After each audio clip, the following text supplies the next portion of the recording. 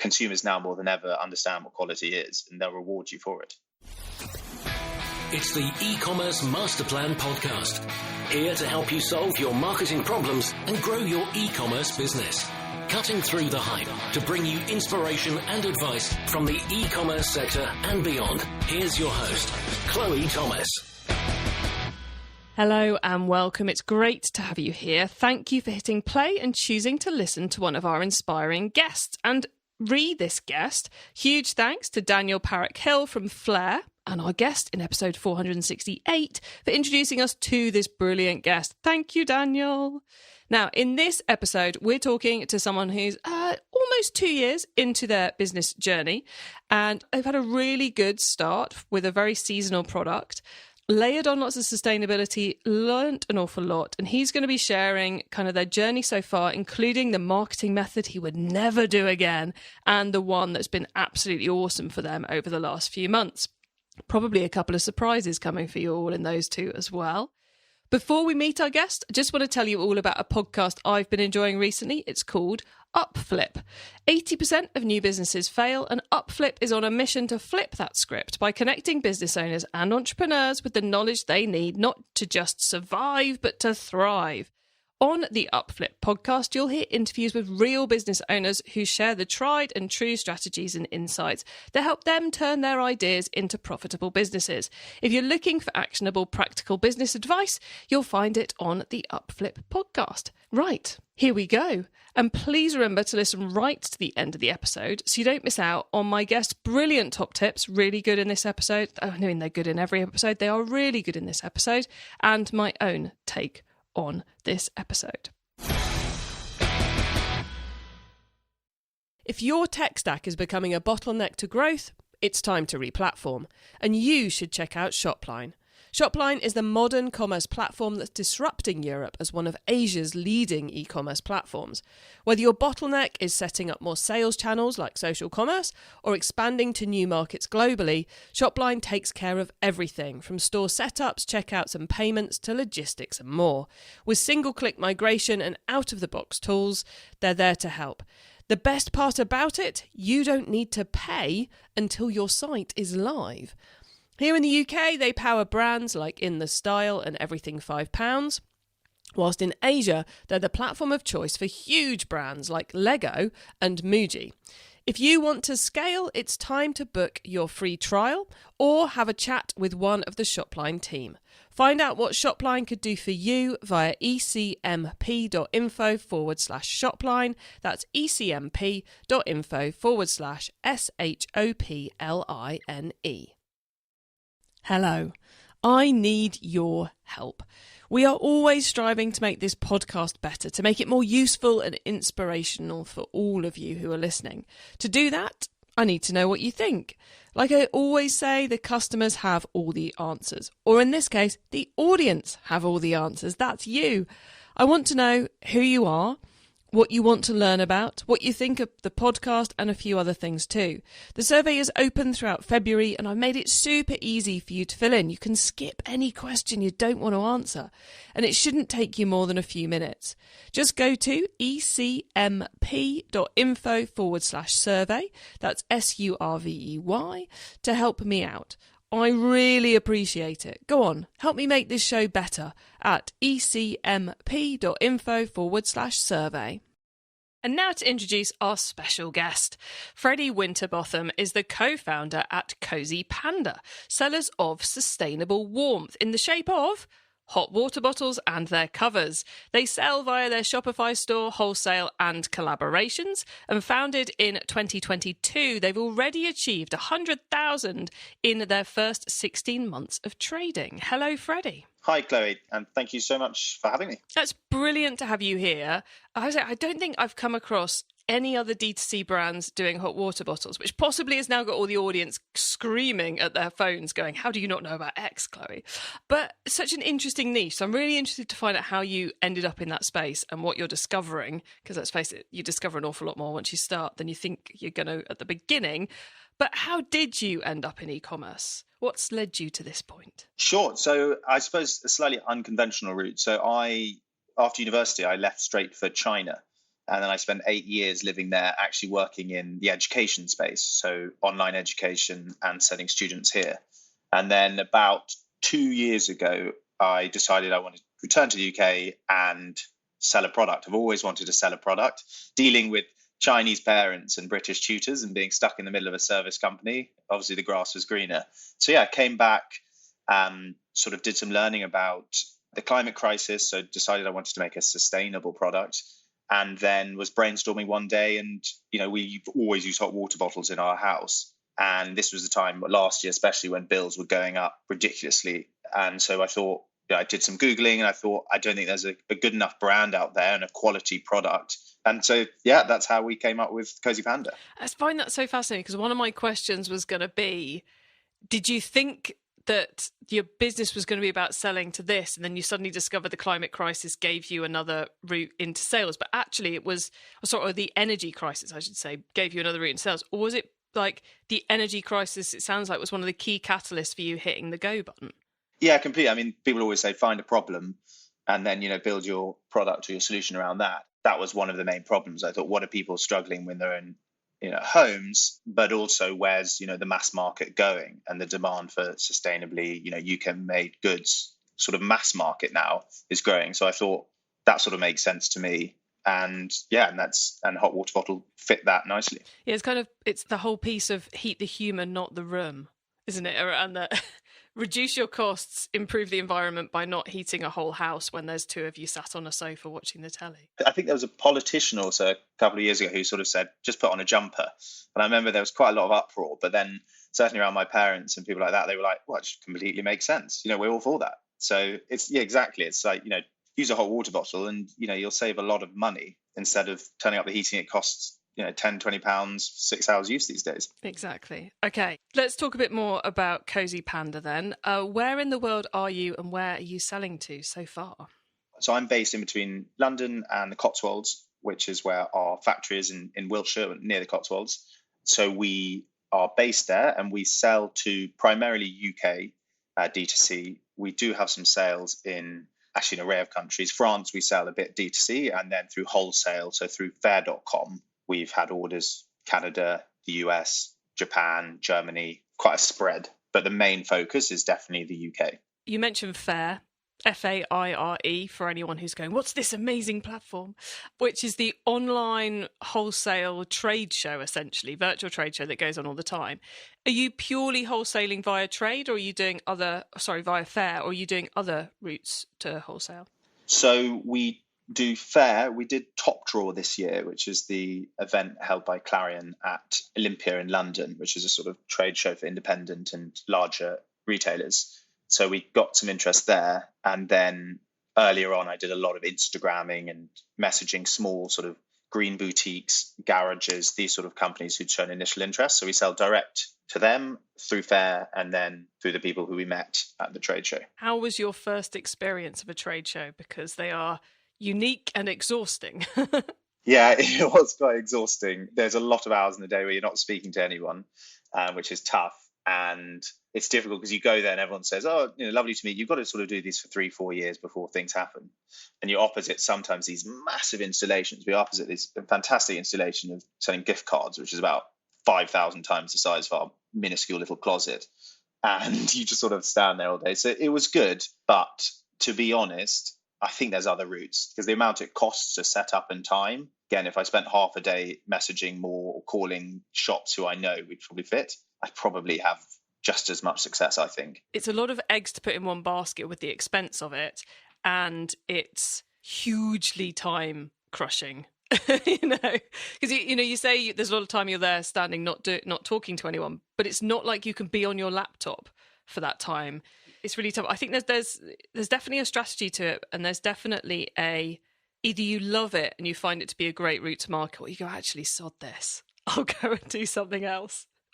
No, I'm leaning towards the sod this because, on another note, we did the Spirit of Christmas D2C fair because I wanted to do 2 this year to learn. And that is great because even though it costs a lot of money, at least your time is spent speaking to customers, learning. So you're getting so much more from it. Whereas famously at trade shows, your John Lewis's, your people, they'll just walk by. They won't even speak to you, whether they're interested or not. So and you get a lot of junior sellers who go now. So that sort of learning aspect isn't really there. I found it's basically you're only there for sales, and then if you're only there for sales, you've got to sell a lot to make it worth it. Yeah, it's fascinating space, but we're supposed to be talking about CosyPanda, so we're supposed to be explaining that to everybody. Tell us a bit about the product, because I find it quite fascinating how many layers of sustainability you've managed to bring in to the product. So tell us a bit about it. I mean, hot water bottles, to start off with, a fantastic invention. We've been using this country for hundreds of years. So we started off, I suppose, trying to improve on that there's the rubber bottle itself, which is quite standard. You can get, obviously, to improve it, you want to get higher quality rubber, which means that it lasts longer and it keeps the heat for longer, and it doesn't break, all of these things. But then what we really looked at and what we think makes the huge amount of difference is the cover itself, because the cover is the thing which you could be possibly cuddling all day and all night. So there's quite a lot around that traits it has to meet. Is it washable? Does it feel great? Can it survive lots of use? Does it look great and stylish? Is it made out of hypoallergenic material, so it's on your skin all day? It's really nice. So that's where I saw the real gap. I found that there wasn't really much attention being put on the covers. And so that's what we've really focused on, developing better covers. And we'll get into the covers in a minute, but you mentioned you have your manufacturing site down in Wiltshire. Are you manufacturing the bottles and manufacturing the covers? No, so unfortunately not yet. So unfortunately no rubber bottles are manufactured in the UK anymore, which it sounds frustrating, but then, I suppose once you look into it, rubber trees are obviously not natural to this country. So really they're Sri Lanka and China. So the fact that it's made next to the trees actually in terms of environmentally transport makes sense. But I mean, I've got a pipe dream. I asked an engineer whether I could make hot water bottles out of old rubber tires, which makes sense to a layman, but they sort of laughed at me and said, completely different type of rubber, blah, blah, blah. But, down the line, I would quite like to shift the production of the material of the bottles to the UK. But again, the quality is much better there, and they're actually growing there, the trees. So that sort of makes sense. Yeah, you avoid that whole grown in one country, shipped to another to be processed a bit, shipped to another to be processed a bit, shipped again. And that makes total sense. So it's the Wiltshire team are doing your covers. So you've gone to quite some lengths, both to make the covers brilliant and to make the covers sustainable. I think you're using a lot of dead stock, which is a huge problem in the fashion industry. One thing I wanted to also make for all our materials in the covers, and it comes at a great expense, is that they're sustainable in some way.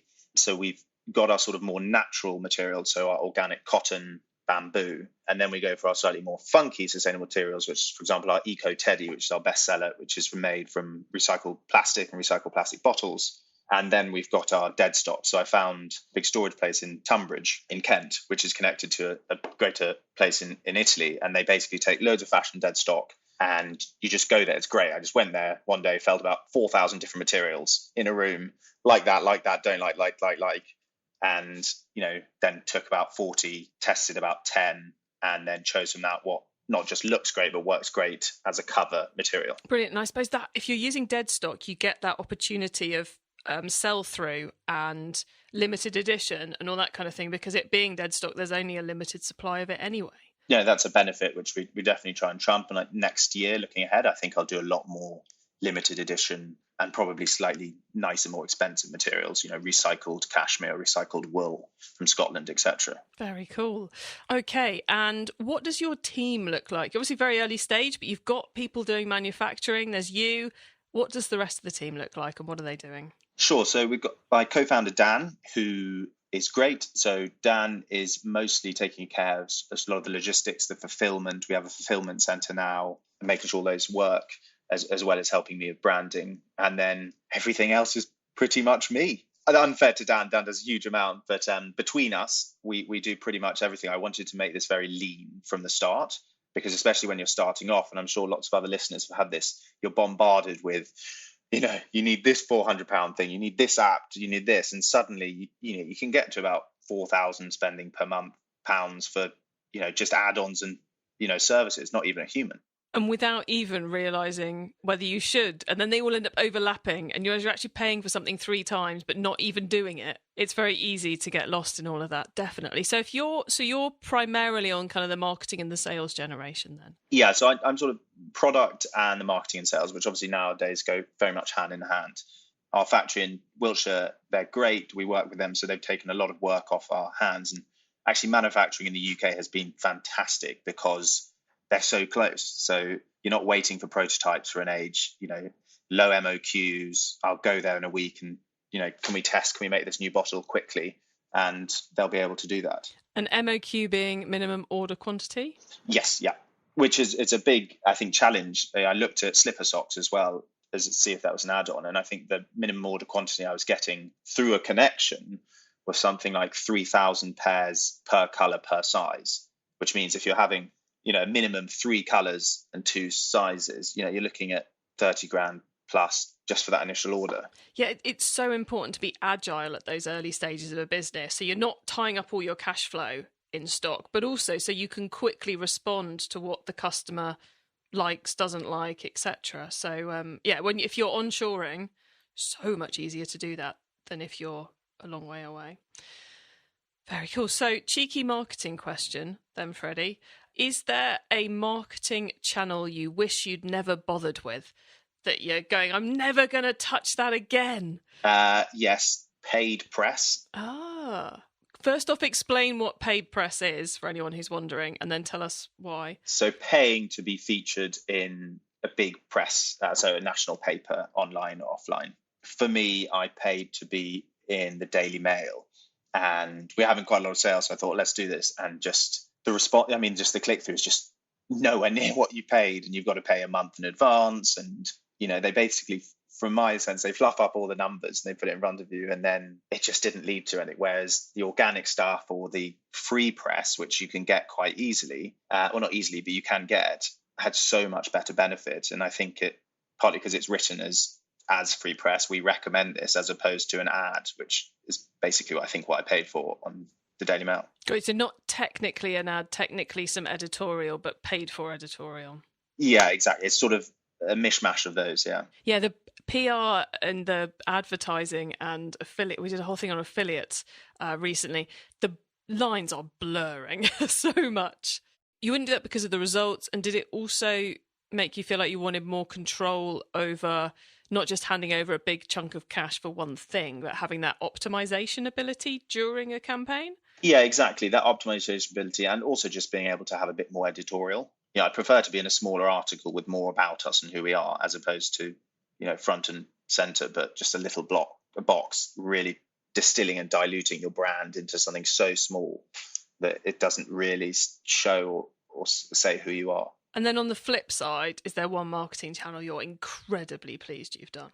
Meta, so Facebook advertising. So the first year I sort of dabbled with it, and then quite naively spent some money, spoke to the Facebook expert, in inverted commas, and didn't have much success, probably spent about £200-300, and so I gave it up. But then this year I sort of started again in November, and it just is so powerful, just the data you get through the click through the sales. And so I wish I'd started that early and started learning from it. And you're self-managing that at the moment? I am, which is tiring, but it's, more and more we see that marketing's just the essence of your brand so much. So being actually in that data, seeing all of that is invaluable. Even if you have plans to outsource something like Facebook ads or Google ads in the future, to have run it yourself and done the optimization and done the legwork and seen what it takes to be successful puts you in such a better position to hire the person who's going to do it for you than just deciding one day.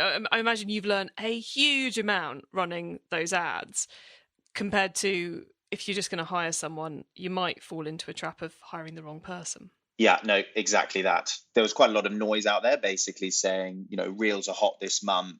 The Apple update has changed everything, which basically makes you think, along the lines of, you should really give an expert at it, because even though you're pretty competent at most things, like all entrepreneurs we feel, their expertise trumps that in these quite, as it's sold, niche knowledge. But actually I found with Meta, for example, and Google, that you don't have to do it all.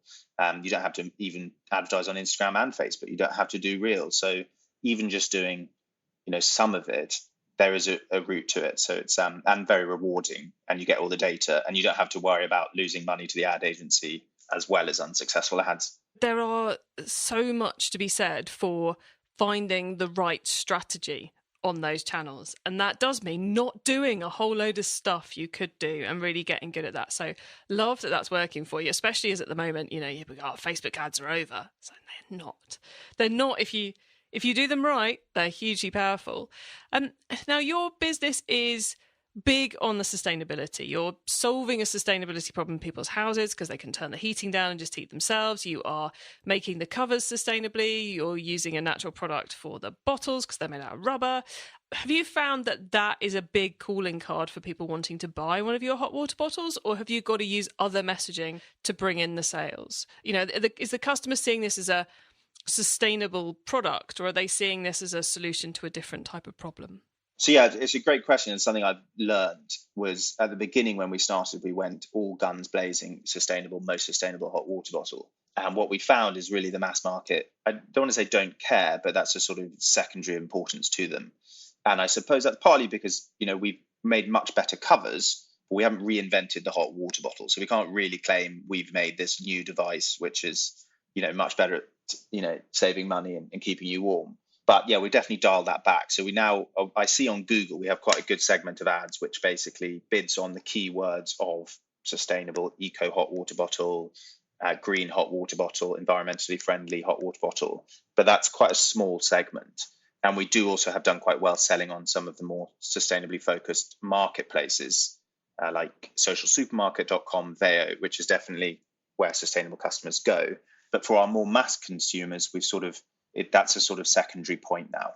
And I think, for example, they care just as much that bamboo and organic cotton are better for the environment as they are better to have on your skin, if you see what I mean. So it's not necessarily, it's because they're natural as a whole that they're more preferring it on the mass scale, as opposed to just it uses less water, so we should choose this cover. E-commerce Master Plan is supported by some of the greatest companies in the e-commerce sector. Here's a reminder of who they are. If your tech stack is becoming a bottleneck to growth, it's time to replatform, and you should check out Shopline. Shopline is the modern commerce platform that's disrupting Europe as one of Asia's leading e-commerce platforms. Whether your bottleneck is setting up more sales channels like social commerce or expanding to new markets globally, Shopline takes care of everything from store setups, checkouts and payments to logistics and more. With single-click migration and out-of-the-box tools, they're there to help. The best part about it, you don't need to pay until your site is live. Here in the UK, they power brands like In The Style and Everything £5, whilst in Asia, they're the platform of choice for huge brands like Lego and Muji. If you want to scale, it's time to book your free trial or have a chat with one of the Shopline team. Find out what Shopline could do for you via ecmp.info/Shopline. That's ecmp.info/SHOPLINE. Hello. I still need your help. Can you spare 5 minutes to fill in our audience survey? Please do. Just go to ecmp.info/survey to help me out. There's plenty in it for you. Podcast topics that will help you with what you're working on this year, podcast guests that are more relevant to your needs and what you want to learn about, and you can enter our prize draw to win a £50 Amazon voucher. I know, not the most exciting prize in the world, but it does always come in handy, doesn't it? And if you're not in the UK, we'll send you a voucher for the Amazon store that's most relevant to you. So don't worry, you're not going to be stuck with pounds if you want to buy in dollars. The survey is open throughout February and I've made it super easy for you to fill in. It shouldn't take you more than a few minutes. So come on, help me out. Just go to ecmp.info/survey. That's SURVEY. I really appreciate every single response. Go on, help me make this show better at ecmp.info/survey. It's time for the top tips round. Okay, Freddie, I love this section because it gives me and our listeners some really quick ideas for taking our business to the next level. Freddie, are you ready for the top tips? Yeah, for sure. Okay, the book top tip. If everyone listening to this podcast agreed to take Friday off and read a book to make their business better, which book would you recommend? So I would recommend Ogilvy on Advertising, which I recently went back to and it's fantastic. the sort of ads he's been talking about and he was putting in newspapers is basically Facebook ads. It's still an image, it's still a headline, and it's still the same amount of text. So it's super useful to go back to basics. Yeah, so that's what I'd recommend. I love that recommendation. I think, when we talk about, how we now need to do ads on Facebook and so forth, it means doing ads properly, actually caring about the human being who's seeing it and working out how you get them to take advantage of, which the guys in the 50s, the 60s, the 70s were so good at. So love that recommendation. Okay, the traffic top tip. Which marketing method do you either prize above all others or think doesn't get the press it deserves? So I suppose linked to what we said earlier, it would be sort of editorial style ads on Facebook. Nice picture, nice video, but a chunk of text, like 350 words for us, has worked much better than your snappy 30-word one. So I think those maybe don't work for everyone, but those have worked really well for us as a sort of evergreen, constant, run it for 3 months, and it's bringing in a nice return on ad spend. Which is exactly the sort of ad you want if you're running it yourself, isn't it? So you're not having to constantly, like I said earlier, think what song is hot this week or what tweet, Yeah, very cool. Love that tip. The tool top tip, maybe a collaboration tool, a social media plugin, a phone app, or just a way of working. Is there a cool little tool you use that makes you and your team more efficient from day to day? I've really recently started using Miro again, the sort of whiteboard, because I was doing a lot of my Facebook sort of research and updating in Excel. And Excel can just be so exhausting. And even though the data's there, it doesn't necessarily speak to you. So being able to add images next to everything and just actually visualize it and then be able to be like, oh, that's a new ad idea, and add that instead of switching from Excel to Word, which you're never going to read again, has been really useful. So you can think visually while also working on data. It's surprising how long it's taken for tools to enable you to do that. It's like, I will not go off on my rant about that. Nobody needs it. The carbon top tip. What's your favourite way to reduce the carbon footprint of an e-commerce business? Just make products that are made to last. I think you can do lots of things in different materials, but as we see nowadays, there's quite a lot of complexities in terms of the different materials, because you don't want to choose a quite better material, but then it only lasts a year because it outdoes itself. So just quality materials, and consumers now more than ever understand what quality is, and they'll reward you for it. Love that advice. All comes back to the product. Freddie, before we say goodbye, could you please let the listeners know where they can find you and your business on the web and social media? Sure. So we are CosyPanda UK on Instagram. We're CosyPanda.com online. That's our website. And we're running a master plan 15% off discount. So just type in master plan at checkout and you'll get 15% off. Brilliant. Thank you so much for that. And as this is going out in February when it's cold, I suspect you'll get a few takers who want to warm up in their office or at home. Freddie, thank you so much for coming on the e-commerce master plan podcast. It's been brilliant chatting to you, and I really appreciate all the transparency of what you've shared. It's been good. Thank you so much, Chloe. Fascinating business there. I can see them growing very fast as they nail in those marketing methods, and especially if they use this summer, the slight down period, well, I can see them having a really, really good Christmas in 2024. Loads of interesting stuff there. I thought his perspective on the wholesale trade shows was really interesting. We sometimes do get into that. Some people find them amazing and really love the strategy. We had Helen Round talking about that a few episodes back. For others, it's just, actually, I'd rather be sat in the office picking up the phone. And I think that's such an important thing to remember in all of this. You get to make the rules for your business. And I love the way they've kind of stacked so much sustainability into their product. But of course, really interesting to hear them talking about how actually for some of the customers that's important. For others, it's more about the use case of the product and the value of the product.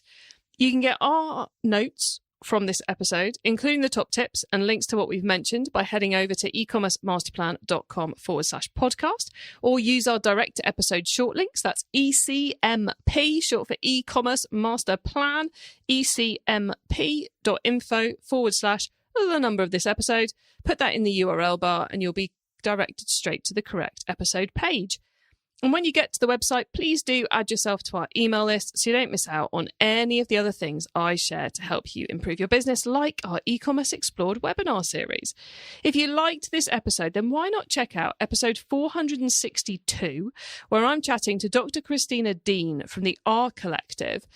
where we get deep, deep, deep into turning other people's dead stock into your products. We go uber deep into the world of circularity. A fascinating chat, that one. And you can find out more of our episodes on startups if you go to ecmp.info/startup, where we have listed out all our startup episodes. Thank you so much for tuning into this and every episode that you do of the e-commerce master plan podcast. We really appreciate having you out there listening. I bring you a new interview every week because I want to inspire and help e-commerce business owners like you to succeed and thrive with your businesses, including progressing along to the path to net zero. So if you know someone this show can help, please tell them to listen to the e-commerce master plan podcast. I hope you have a great week, and don't forget to keep optimizing. Thank you for listening to the e-commerce master plan podcast. Find out more at ecommercemasterplan.com/podcast.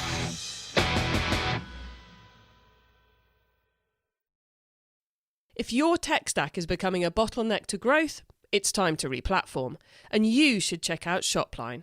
Shopline is the modern commerce platform that's disrupting Europe as one of Asia's leading e-commerce platforms. Whether your bottleneck is setting up more sales channels like social commerce or expanding to new markets globally, Shopline takes care of everything from store setups, checkouts and payments to logistics and more. With single-click migration and out-of-the-box tools, they're there to help. The best part about it, you don't need to pay until your site is live. Here in the UK, they power brands like In The Style and Everything £5, whilst in Asia, they're the platform of choice for huge brands like Lego and Muji. If you want to scale, it's time to book your free trial or have a chat with one of the Shopline team. Find out what Shopline could do for you via ecmp.info/Shopline. That's ecmp.info/SHOPLINE.